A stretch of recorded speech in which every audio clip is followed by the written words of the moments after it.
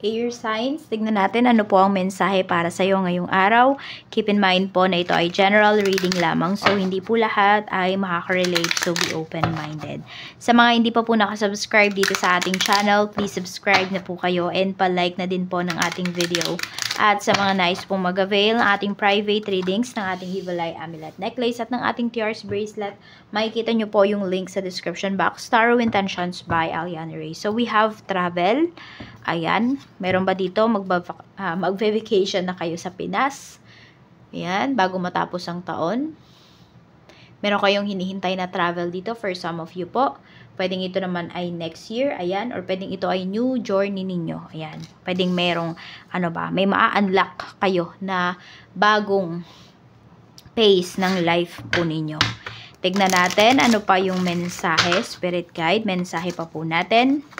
We have 9 of Swords. Hindi na makapaghintay yung iba sa inyo dito. Hindi na kayo, baka meron dito malapit na talaga kayong umuwi. Ilang araw na lang ba? Parang mabibilang nyo na lang sa mga kamay ninyo kung ilang araw bago yung inyong vacation. Kaya hindi na makatulog.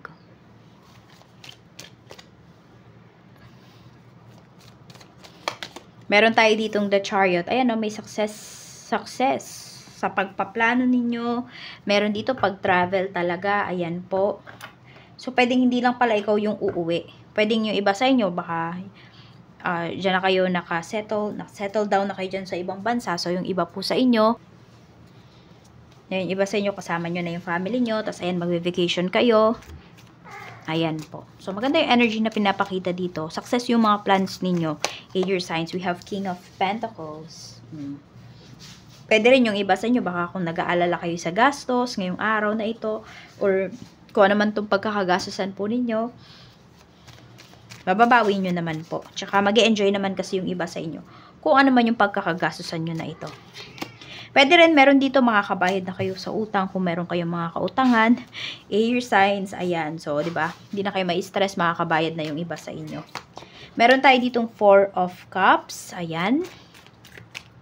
Yung iba sa inyo, parang matagal-tagal nyo rin talaga itong hinintay na matapos yung mga utang po ninyo. Yung mga debts po ninyo, no? Ayan, makakabayad na iba sa inyo. So, mawawalan na talaga kayo ng stress dito. We have 8 of Cups. Diba? Sabi ko nga sa inyo, meron kayong kakaharapin dito na new phase ng life ninyo. So, pwedeng ito yun, yung phase na to, na nakabayad na kayo, na mas, alam mo yun, kalmado na yung isipan po ninyo. Meron tayo ditong 2 of Wands. So, ayan, meron ba kayo talagang gustong i-pursue? Baka meron dito, gusto nyo namang gusto ninyong cross country. Ayan, tignan natin ha. Kung ano man yung bansa na iniisip mo na dun ka magko-cross country, tignan natin kung ano ba yung kakahinatnan mo dun. Ano, maganda ba or hindi? 2 of Swords. Dalawa yung pinag-iisipan nyo. O, sige. Yung sa una nyong iniisip, yung choice ninyo, unang choice ninyo. 5 of Wands. Dito medyo marami kang makakalaban Parang medyo mahirapan kang maghanap ng work, ganyan. Or basta may actually may struggle naman talaga kasi lalo na kung bagong bansa yan na pupuntahan ninyo. Pero for some of you, mas may struggle kayo dito sa unang bansa na pinamimilian ninyo. Yung first choice nyo po. Tingnan natin yung second choice nyo. 3 of Swords. Okay. Dito naman parang parang hindi kayo makakapasa, hindi kayo makapunta, ganun. So, mas okay pa to. Yung first choice ninyo, mahihirapan kayo, but kaya po ninyo. Kaya nyong labanan. Kaya ninyong makakope up. Meron tayong 6 of Pentacles. Ayan po. Ayan. So, piliin nyo tong second choice ninyo. Yung first choice ninyo. Mas meron po kayong laban dyan. Tsaka mas mukhang malaki yung pasweldo dyan compare sa second choice ninyo at compare dyan sa kung nasaan kayo ngayon. We have 8 of Wands. So, may pag-travel talaga na pinapakita dito. I don't know kung ano ba itong mga pinaplano ninyong pag-travel or kung kailan ba ito, air signs. Pero, ang sinasabi lang talaga dito is magiging successful po itong pag-travel ninyo. We have 8 of Pentacles. Okay, so ayan, 'di ba? Makakabayad na kayo ng utang. Yung iba po sa inyo, next naman 'yan, mag-focus pa po kayo na mag-focus diyan sa ginagawa ninyo, sa pinagkakakitaan ninyo at soon, ayan po, makakapag-ipon na rin talaga kayo. Page of Pentacles. Tapos yung iba naman, kung meron kayong extra money, mas maganda daw po kung paikutin ninyo. Huwag nyo lang ilagay sa bangko. Ganyan. If you have extra money, pero syempre, meron ka ding emergency funds. So, ayun. O, sinasabi kasi dito, huwag mong i-standby yung pera mo sa bangko. Pero nasa sa inyo na yan. Kung kaya nyo bang mag-take ng risk. Air signs. Kasi di naman talaga lahat ay risk taker. We have 4 of Wands. Ayan po, oh. Kung ano man yung mga plans nyo dito. Basta kung ano yung una ninyong plano, mag-stick po kayo doon. Kasi mas doon kayo magiging successful. Katulad nito. Mas magiging successful kayo doon sa unang country na pinamimilian po ninyo. Kung kayo man ay mag-cross country. We have the Star. Okay. So, may healing. Alam mo yun, parang lahat ng problema mo, air signs, masusolusyonan talaga siya. Lahat ng problema mo is magiging, alam mo yun, parang panaginip na lang. Parang nanaginip ka. Parang bad dream yun. Tapos, nung nagising ka, ayun. Napakapayapa ng mararamdaman mo. And for some of you, ayan po, kung ano man tong mga meron bang may nangako sa'yo dito, kung sino man yan, ayan po, totoo pa rin niya naman yung pangako niya. Or pwedeng ito ay pangako niyo po sa inyong sarili. Okay, mangyayari naman po talaga siya. Tignan natin. Meron tayo ditong strength. Okay, so ayan po, oh, maganda po yung kapupuntahan niyo po talaga dun sa country na pagko-cross countryhan po ninyo. Magandang salary, ayan po. Tuloy-tuloy yung trabaho ninyo. Tapos, pwedeng dito ninyo ma-pursue talaga yung iba nyo pang mga goals.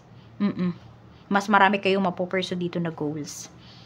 Tignan natin ano pa yung mensahe para sa'yo. Okay, meron din naman dito. Meron bang family members, air signs, na parang pa-easy-easy lang siya sa life, ganyan. Hindi ko alam kung naiinis ka na dyan sa tao na yan kasi parang wala na siyang ginawa, no? Kundi magpakasarap sa buhay. Sobrang komportable ng life niya.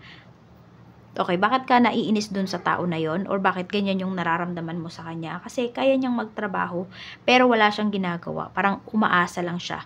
No, sa'yo, umaasa lang siya sa family members po ninyo.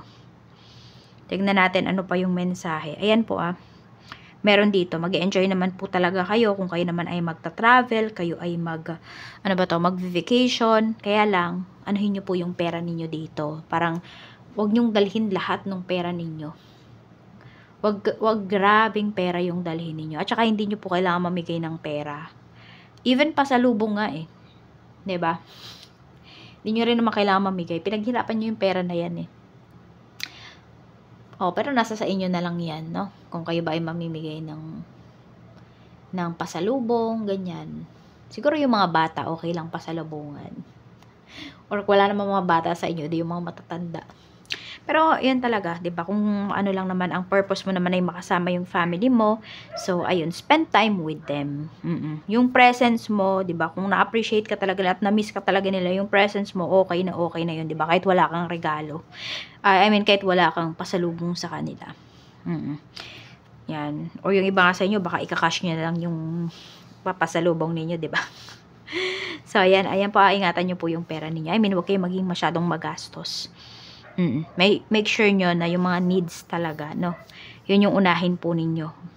Kasi meron akong mga nababasa na nagbakasyon, 100,000 plus yung nagagastos. Alam mo yun, yung pinaghirapan mo ng ilang taon sa ibang bansa. Diba? O yung pinaghirapan mo ng ilang taon sa trabaho. Sa ilang araw mo lang or isang buwan mo lang dyan sa vacation mo na yan, naubos na. So, maging matalino po kayo sa paggastos. Yan lang naman yung sinasabi sa inyo dito ni Universe. Okay, so pursue nyo po yung mga dreams ninyo. Kung ano man yung dream goals ninyo, dream country ninyo, dream job ninyo, it's time to pursue it. Air signs. Pero kung meron pa po kayong mga obligasyon dito, may mga kautangan pa po kayo, you make sure na ito po ay babayaran nyo talaga. You make sure na gagampanan nyo po yung inyong responsibility dito. Kasi hindi lang naman hindi lang naman pera yung pinahiram sa inyo ng tao, kung hindi tiwala. So, ganun din, 'di ba? Ganun din sana kung merong may utang sa inyo. Magbayad din sana talaga, no? So, ayan lang po, air signs. Maraming salamat. Ingat po kayo always and more blessings to come.